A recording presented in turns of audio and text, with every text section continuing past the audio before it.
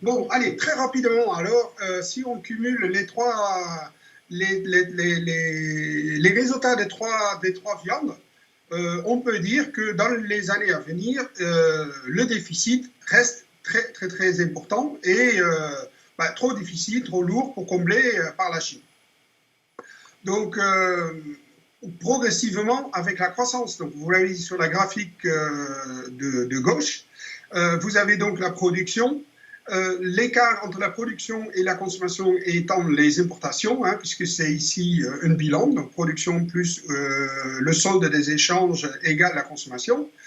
Donc, on voit très bien que la chute de la production porcine, la première viande consommée toujours en Chine, fait donc un manque de protéines animales dans la consommation.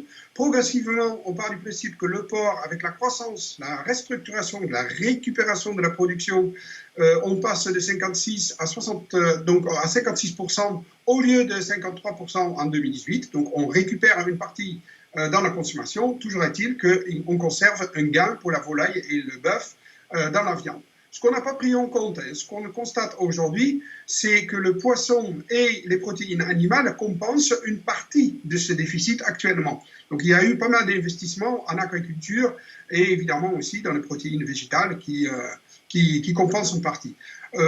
Autrement pour dire, en viande, donc progressivement avec la croissance des importations et donc le maintien des importations plutôt et la croissance de la production, retour de la production, selon les filières, on arriverait à une consommation légèrement inférieure d'ici 2023, légèrement inférieure à ce qu'on a connu avant le problème sanitaire, donc peste porcine africaine.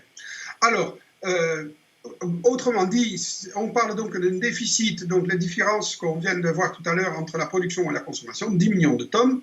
Donc c'est la part du bœuf qui gagne progressivement en importance. Vous voyez dans le graphique de gauche clairement, donc gagne en importance dans la production et aussi dans les importations qui sont très élevées, qui se maintiennent, mais donc, et le porc reste à peu près au niveau tel qu'on l'a vu tout à l'heure, autour de 4,3 millions de tonnes importées. Donc, toute viande confondue, le déficit restera d'à peu près de 90%. Donc, il y a un déficit assez important, ce qui devrait nous dire que les prix resteront soutenus dans les mois à venir, dans les années à venir même. Alors, qui va fournir? Et là, Jean-Marc a nettement insisté sur l'Amérique latine et surtout sur le gain des bœufs, mais aussi la volaille et le porc qui viennent de plus en plus de l'Amérique latine. Donc, c'est l'Amérique latine et surtout le Brésil qui, à l'horizon 2023, fournira presque le tiers du total importé en Chine. Donc là aussi, pour rappeler le mot dépendance tout à l'heure, le Brésil fortement dépendant de la Chine dans les années à venir. Et progressivement, l'Union européenne perdra une petite part parmi les fournisseurs, donc l'Amérique latine d'abord, et ensuite les États-Unis et le Canada, donc pour l'ensemble des viandes cumulées.